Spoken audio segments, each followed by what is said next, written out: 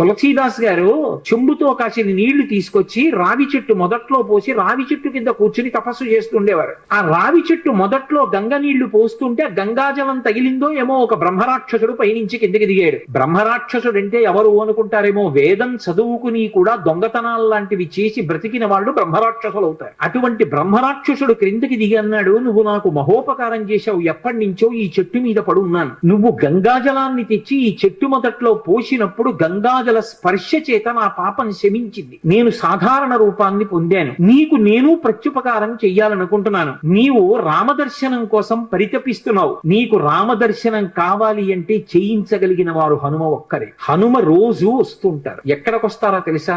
ఎక్కడెక్కడ రామనామం జరుగుతుందో, ఎక్కడెక్కడ రామనామం ప్రస్తావనకు వస్తుందో, ఎక్కడెక్కడ రామ కథ చెప్పబడుతుందో అక్కడ ఉంటారు. కాశీలో హనుమాన్ ఘాట్ లో ఒక వ్యక్తి రోజు రామాయణం చెప్తున్నాడు. అక్కడికి వచ్చి కూర్చుంటారు. ఎలా గుర్తుపడతావో తెలుసా? అందరికన్నా ముందు సభలోకి వస్తారు. అందరికన్నా ఆఖరణ కళ్ళ నీళ్ల పెట్టుకుని ఒక్కడు తలదించుకుని నడిచి వెళ్ళిపోతూ ఉంటాడు. నువ్వు గుర్తుపట్టి వెంట వెళ్ళు అన్నారు. తులసీదాస్ గారు హనుమాన్ ఘాట్కి వెళ్ళి కూర్చున్నారు. అందరికన్నా ముందు ఒక వ్యక్తి వచ్చాడు రామాయణం వినడానికి. అందరూ వెళ్ళిపోయిన తర్వాత తల ఉంచుకుని కన్నులమ్మట నీరు కారుతుండగా వెడుతున్నాడు. తులసీదాస్ గారు ఆయన వెంటబడ్డారు. ఆ వ్యక్తి కనిపెట్టాడు, ఎవరో నన్ను వెంబడిస్తున్నారని. ఆయన హనుమ. ముందు వెడుతున్నవారు వెనక్కి తిరిగి గద్దించారు. ఎందుకు నా వెంట వస్తున్నావు? ఆగక. కాదు, నాకు రామదర్శనం కావాలి, నీ వల్లే జరగాలి. వెళ్ళి కాళ్ళ మీద పడ్డారు. కాళ్ళ మీద పడితే ఆయన ఒక స్థలాన్ని చెప్పారు. అక్కడ కూర్చుని నువ్వు జపం చెయ్యి, తపస్సు చెయ్యి, నీకు రామదర్శనం అవుతుందన్నారు. తులసీదాస్ గారు కూర్చుని తపస్సు చేస్తున్నారు. తపస్సు చేస్తుంటే